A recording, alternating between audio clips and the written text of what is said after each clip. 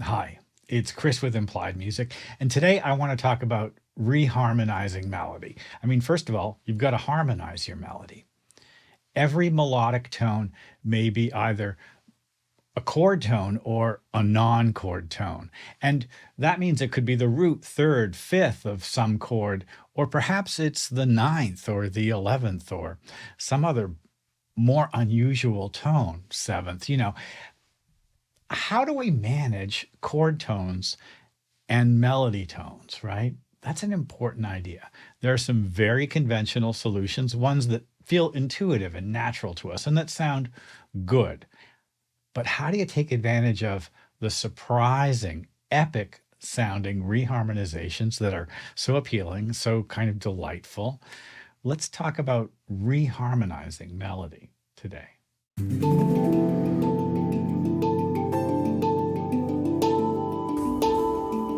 First of all, if this is the second or third video of mine you've seen and you're getting something out of the channel, like and subscribe, right? You know the expression here on YouTube, but I think comments are super useful for both the channel, any given video, and for me as I determine just what I should make videos about, right? I want to know what's up with you guys. I'm hoping to build a kind of a community here, a community of composers, arrangers, songwriters who are interested in using the conventional tools of music theory, but not in an academic way, in a way that serves your interests. I hope this is music theory for everyone.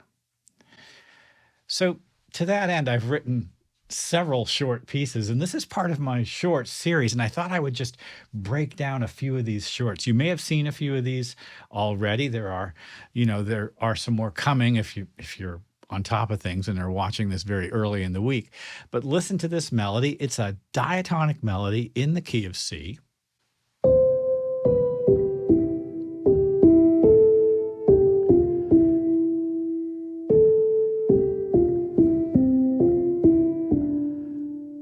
Now, of course, there are going to be conventional ways to harmonize that. Going back to the beginning, the first tone is C. And if I play the first four notes in the chord, it's a C major 7 chord over E.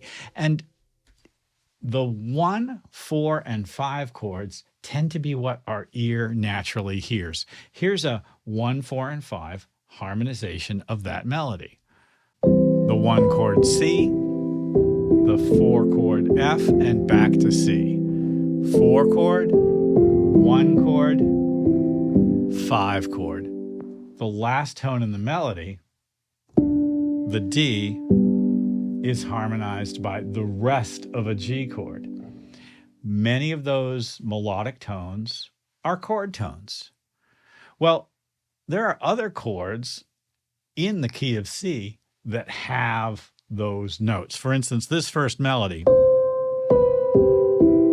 could be harmonized initially with C being the third of a chord. In this case, the third of A minor.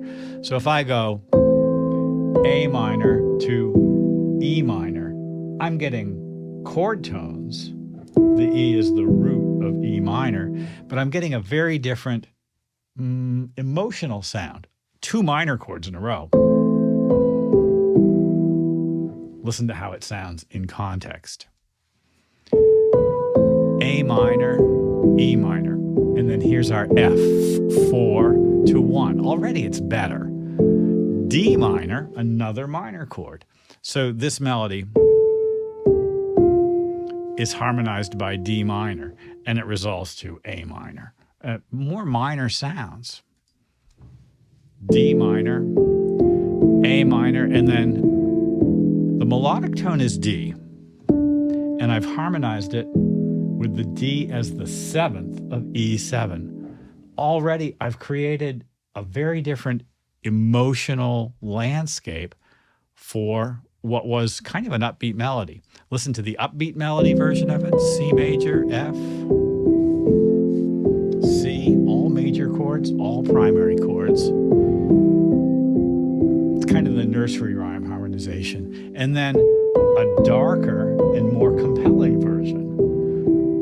Minor chords still so far all from the key until we get to the E7. E7 is the 5 of A minor, and so it kind of makes sense. It's like I've shifted into the parallel minor for a moment. Not parallel, relative minor, sorry. Hey, it's not the only solution, though. Remember, any melodic tone may be the root 3rd, 5th, 7th, 9th, maybe 11th of chords. They could be non-diatonic chords, and I've taken advantage of that here. The first chord is E minor. The second chord is F. The third chord is B flat major, B flat, major 7, going to G minor 6. The B flat persists as it goes between the two, and this is an epic sound. Listen. E minor, F, B flat major 7, G minor 6. Back to our F, beautiful sound there, the E minor, and the E minor resolves to E flat major. Now that's interesting because there's our G for the E minor, and there's our D for the E flat major 7. Well, I have to say, this is a beautiful sound, and it's not diatonic in any way. In fact, the chords aren't even really functional. They have relationships, but they're more intuitive.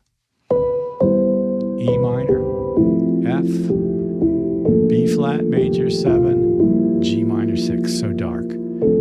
Back to our D minor 7, back to our E minor, and then this beautiful suspension. Many possibilities. Let's go on to one of my favorite ideas, which is reharmonizing repeated notes. The same note over and over again sounds different as the chord changes under it. Here, the repeated note is G. There's our G. It's the 3rd of E flat major. It's the regular 11th of D minor 7. It's the sharp 11th of D flat major 7. It's the 5th of C major. It happens again, because we want to repeat things. Adding the C on top gives you a little color.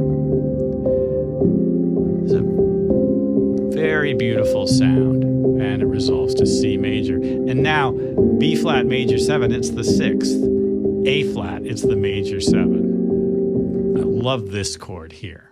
So there's a G, an E, a C, and then this 3rd down here, F sharp and A sharp, I guess we would just have to call this an F sharp 7, flat 5, flat 9. Very strong sound.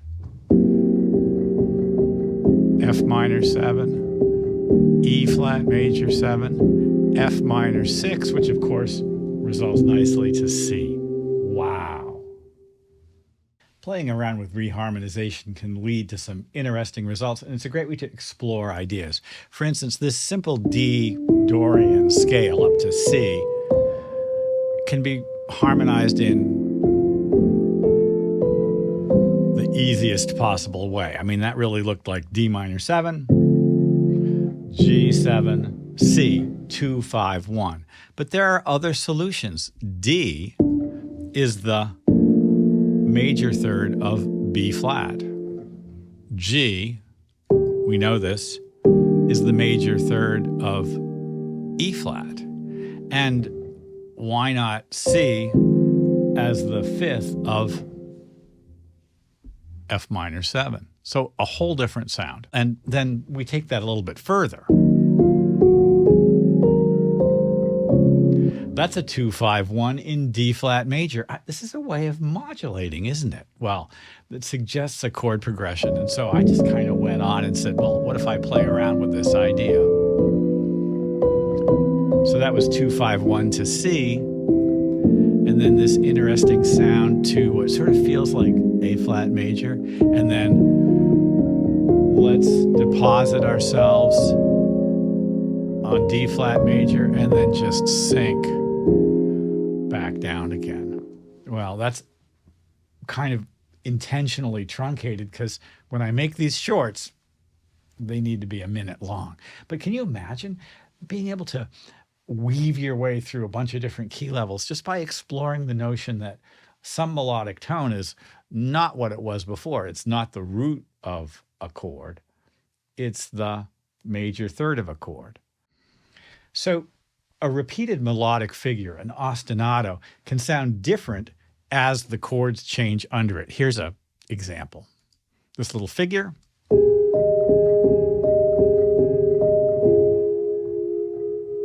A flat major, D flat major. We hear this in pop music all the time.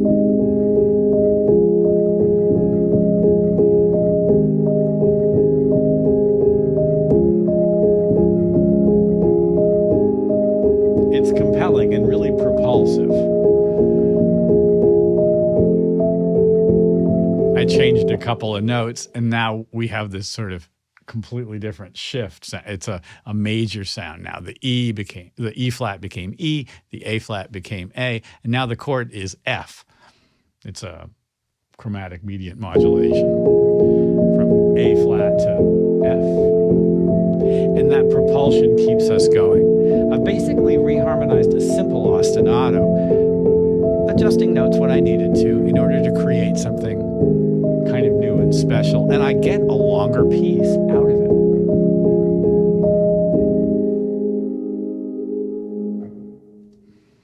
All right, how do you practice this? How do you work with it? I'll show you one good way to do it. So this practice example should get you going. On guitar, it may be a little more complicated, but it's worth thinking about. Essentially, it's rethinking the cage system. You know, if you think about this, for instance, when you play an open cowboy C chord on guitar, the top note, the E string, the highest string, is an E. It's the what of C. It's the major third of C. When you play an A shape, the cowboy chord A shape, the top string, that high string, is still an E. It's the what of an A chord. It's the fifth. When you play an E major chord or an E minor chord, that top string is still an E. What is it? It's the root of E. That top note has changed jobs as the chord changed. I could play an sort of an F major 7 shape, and the E would be the major 7. You get it, right?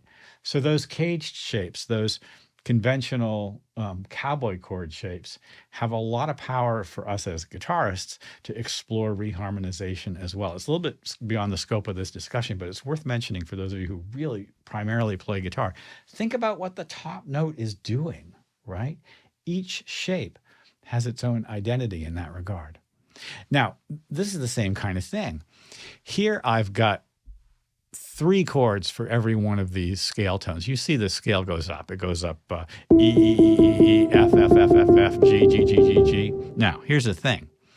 E can be the third of C.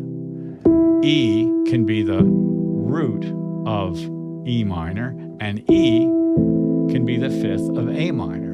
So for each of these tones, I'm giving myself a little practice.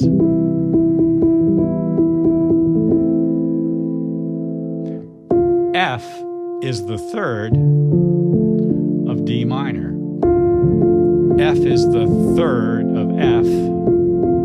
F is the flat fifth of B7. And you get something that sounds kind of harmonic and actually fairly pleasing because it makes sense. It makes sense.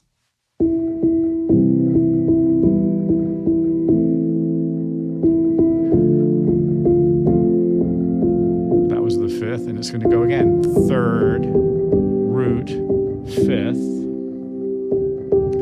A is the third of F, the root of A, and now I'm going to bail out.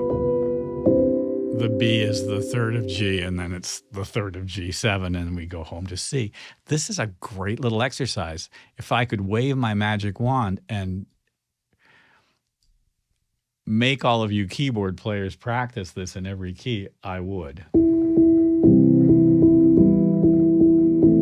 It's sensible harmonically, isn't it? These are all diatonic chords, all chords within the key of C major. And it creates something that's fairly sensible. The rising melody feels like it has direction and energy. The B, the leading tone, pushes us home to C. Reharmonization's a powerful tool to make your music more interesting and to make it more epic. Surprising chords are the staple of cinematic and sort of like just basic kind of, composing to picture in games and things like that. But it also can be super fun in songwriting as well. Our ear delights in novelty and things that are different and new.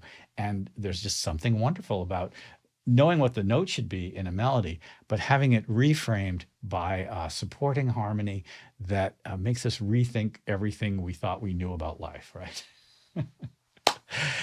Listen, I hope this has been useful. Like and subscribe, ding the bell. You'll be notified when I do my videos. I'll see you next time.